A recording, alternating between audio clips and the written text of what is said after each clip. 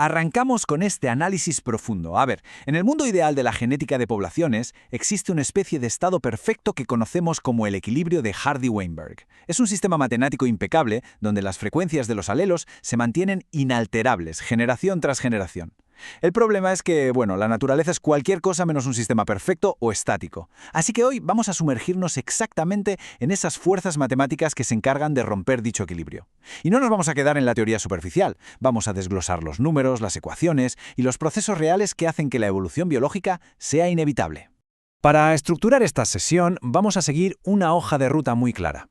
Empezaremos con una introducción a las fuerzas evolutivas, pasaremos a la mutación, luego a la migración o flujo genético, seguiremos con la deriva genética por azar, la selección natural y adaptación, y cerraremos poniendo todo a prueba con casos prácticos e interacciones.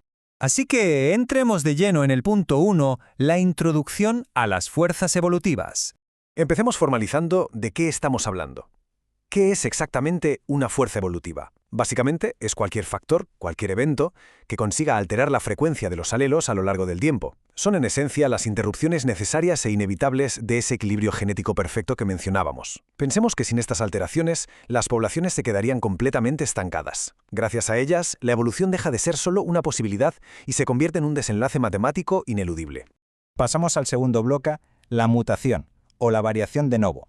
Cuando intentamos modelar la mutación en poblaciones reales, es absolutamente fundamental entender que actúa en ambas direcciones.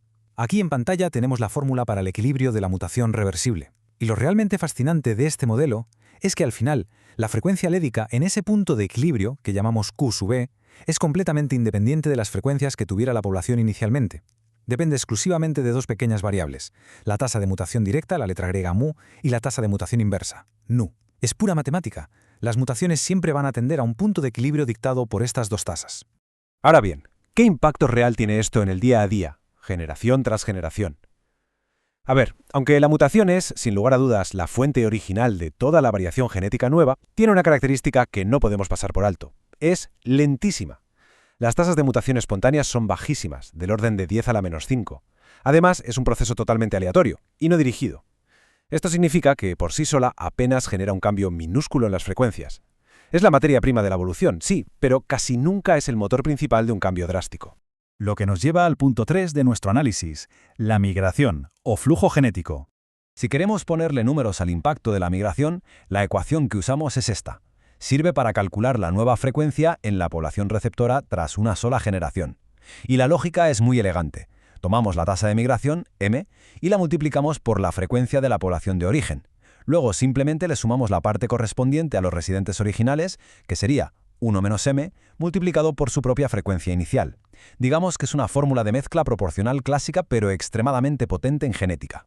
Y lo más interesante de todo esto se aprecia de un vistazo. Fijaos en cómo los alelos azules de la población donante se infiltran en esa población residente predominantemente roja. Esta simple mezcla visual demuestra el principio fundamental de la migración. A medida que hay flujo genético, las diferencias entre poblaciones aisladas caen en picado. La migración homogeneiza las poblaciones a una velocidad que la mutación sencillamente jamás podría soñar con igualar. Cambiamos de tercio y entramos en el punto 4, la deriva genética por azar. Aquí dejamos de lado la biología direccional y entramos en la estadística pura. La deriva genética es, en esencia, un error de muestreo aleatorio. Imaginemos que sacamos canicas de una bolsa a ciegas. Por puro azar, a veces no vamos a sacar la proporción exacta que había dentro. La fuerza de este efecto es inversamente proporcional al tamaño efectivo de la población, o n. Y esto se ve clarísimo en dos fenómenos. El efecto fundador, cuando un grupito minúsculo de pioneros coloniza un área nueva, y los cuellos de botella, cuando alguna catástrofe elimina a la mayoría y solo quedan unos pocos supervivientes aleatorios para repoblar. Para aterrizar estas matemáticas en la realidad, pensemos en los elefantes marinos. Sufrieron un cuello de botella brutal debido a la caza masiva, lo que desplomó su tamaño poblacional n. En el gráfico podemos ver el impacto directo de esto. Esas líneas quebradas representan fluctuaciones totalmente erráticas. En poblaciones pequeñas, sin que haya ninguna presión biológica, solo por el más puro azar, los alelos saltan violentamente hasta fijarse en el 100% o perderse para siempre en el cero absoluto. Avanzamos al quinto bloque, la selección natural y la adaptación. Para poder matematizar algo tan complejo como la selección natural, necesitamos dos variables clave. Por un lado, la eficacia biológica, o W. Esto no es más que una medida de éxito reproductivo que va de 0 a 1, donde 1 es el genotipo que deja más descendencia. Y por otro, el coeficiente de selección, S, que mide exactamente lo contrario, la intensidad con la que la evolución presiona en contra de ese genotipo. La relación matemática es tan simple como elegante. S es igual a 1 menos W. Son literalmente dos caras de la misma moneda. Con esas dos variables en mente podemos entender cómo la selección limpia diferentes tipos de alelos.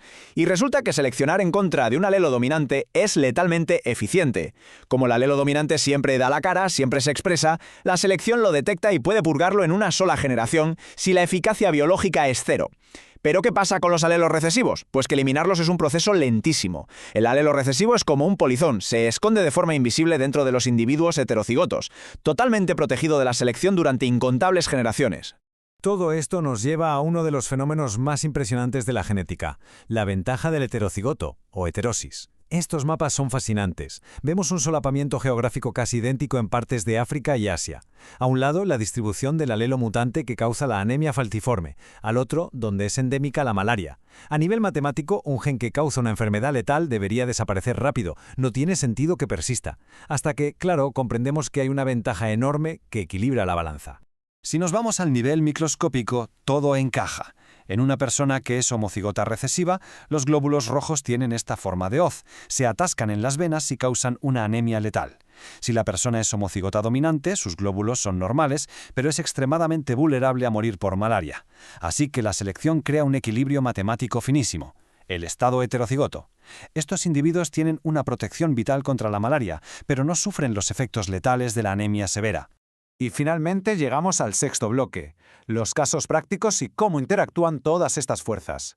El primer choque de trenes que vamos a ver es el equilibrio mutación-selección. Imaginemos un barco que tiene una pequeña vía de agua, pero también tiene una bomba de achique funcionando a tope. La mutación es esa agua que no para de entrar, reintroduciendo alelos defectuosos de nuevo en la población. La selección natural actúa como la bomba de achique, intentando eliminarlos sin descanso. Cuando estas dos fuerzas matemáticas se igualan, llegamos a un punto de equilibrio donde el alelo perjudicial no desaparece jamás, sino que se queda anclado en una frecuencia baja pero completamente estable. Vamos a aterrizar esto con un problema matemático real de campo. Se hizo un estudio donde se introdujeron zorros en una zona con ardillas rojas. Si miramos las tasas de supervivencia, las ardillas con el rasgo dominante oscuro sobrevivieron en un 0,3. Las del rasgo recesivo claro, un 0,8. Para sacar la eficacia biológica, o W, le damos al mejor adaptado el valor perfecto de 1. Y si dividimos la supervivencia del débil entre el fuerte, la matemática nos da que las oscuras tienen una W de 0,375. Como veis, la presión selectiva contra ellas es brutal. Pasemos a un segundo caso evaluado desde un punto de vista puramente técnico. Históricamente, se llegaron a plantear modelos hipotéticos de eugenesia forzada para la incompatibilidad de factor RH negativo. Manteniéndonos estrictamente en los pasos lógicos del modelo matemático, partimos de que 1 de cada 400 individuos es homocigoto recesivo. Eso nos da un Q al cuadrado de 0,0025.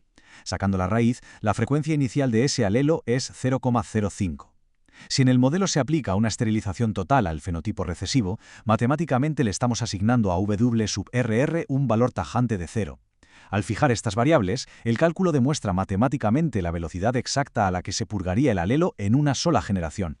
Y para cerrar este análisis, vamos a plantear un experimento mental.